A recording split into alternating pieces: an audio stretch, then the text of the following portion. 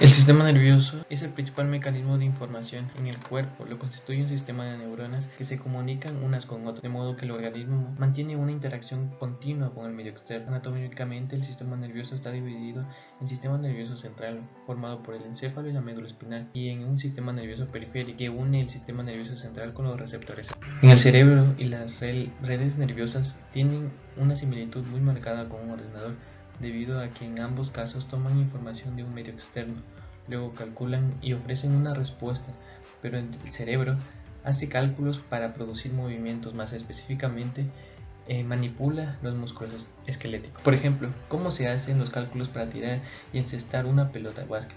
Primero, cada neurona se conecta con miles de neuronas. Para tener una idea de la complejidad de estas interconexiones, consideremos que podríamos unir 8 piezas de Lego en 24 formas y 6 piezas en casi 103 millones de formas, alrededor de 30.000 millones de neuronas, cada una con 100.000 contactos sobre otras neuronas.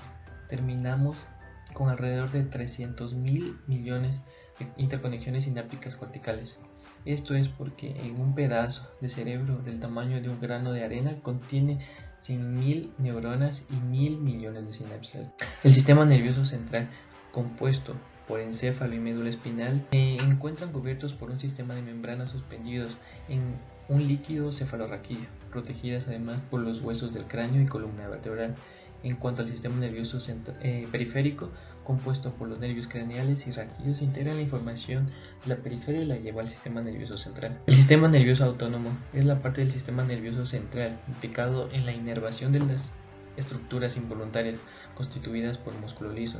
Este sistema nervioso puede dividirse funcionalmente en sistema nervioso simpático y parasimpático, mismo que preparan al organismo para una emergencia con el fin de conservar o restaurar. La médula espinal está situada dentro del canal vertebral y está rodeada por 3 meninges, dura madre, aracnoides y pia madre respectivamente. Se confiere una mayor protección con el líquido cefalorraquídeo del espacio subaracnoideo que rodea la médula. Esta empieza al nivel del agujero occipital del cráneo, donde se comunica con la médula oblongada, y termina en la parte inferior de la región lumbar. La estructura de la médula espinal está compuesta centralmente de sustancia gris, que está rodeada por una cubierta de sustancia blanca. En una sección transversal, la sustancia gris se ve en forma de H, con columnas grises anterior y posterior, o astas unidas por una comisura gris delgada que contiene un pequeño conducto ependimario. El encéfalo está situado en la cavidad craneal. Se continúa con la médula espinal a través del agujero occipital. Se divide de manera convencional en 3: romboencéfalo, mesencéfalo y prosencéfalo. El romboencéfalo puede subdividirse en una médula oblongada, puente y cerebelo. El prosencéfalo también se puede subdividir en diencéfalo y cerebro. El encéfalo está constituido por una parte interna de sustancia blanca que está rodeada por una cubierta externa de sustancia gris. Sin embargo, tal como se ha mencionado anteriormente, ciertas masas importantes de la sustancia gris se hallan situadas en lo profundo de la sustancia blanca. Por ejemplo, en el interior del cerebelo, estas son núcleos grises cerebelosos, y en el interior del cerebro, estos son los núcleos talámico, caudado y lenticular. La neurona es el nombre que se le da a la célula nerviosa y a todas sus prolongaciones. Estas células son excitables, especializadas para la recepción de estímulos y conducción de impulsos nerviosos. Las neuronas se encuentran en el encéfalo, la médula espinal y los ganglios. A diferencia de la mayoría de las células del cuerpo, las neuronas maduras normales no se replican. El número, la longitud o el modo de ramificación de las neuritas proporcionan un método morfológico para clasificar las neuronas.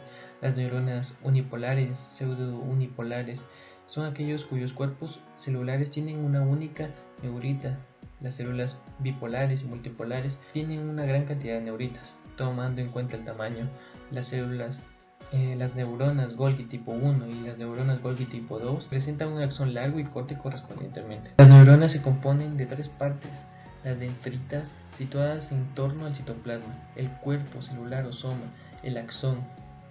El axón tiene una doble misión. Por una parte, une las neuronas entre sí y por otra, al unirse con cientos o miles de otros axones, da origen a los nervios que conectan al sistema nervioso con el resto del cuerpo.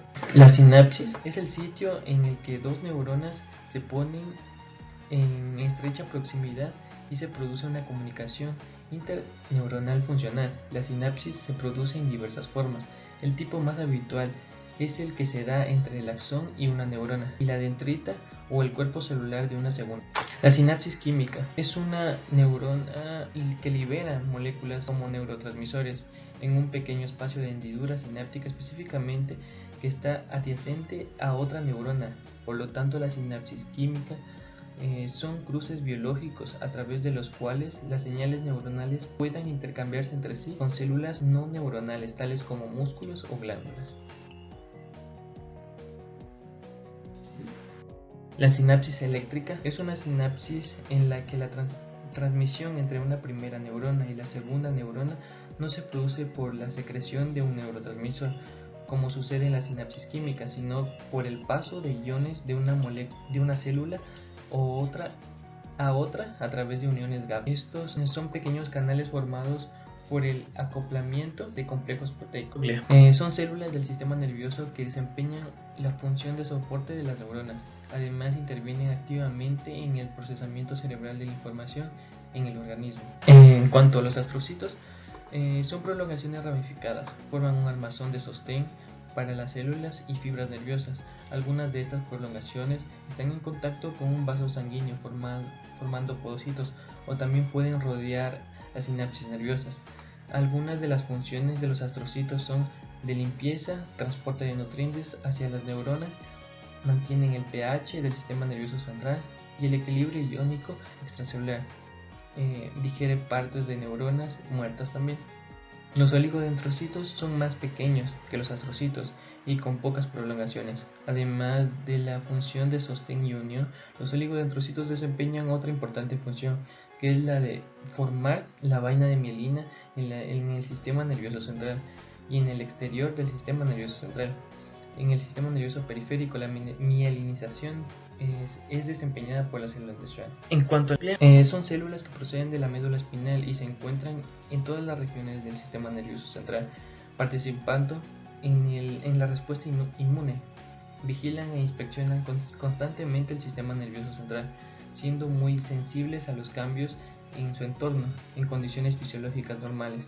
Las células de la microglia funcionan como guardianes, limpiando los desechos y las células apoptóticas por fagocitos. El epéndimo o células ependimarias se hallan situadas en la membrana limitante interna de la glía.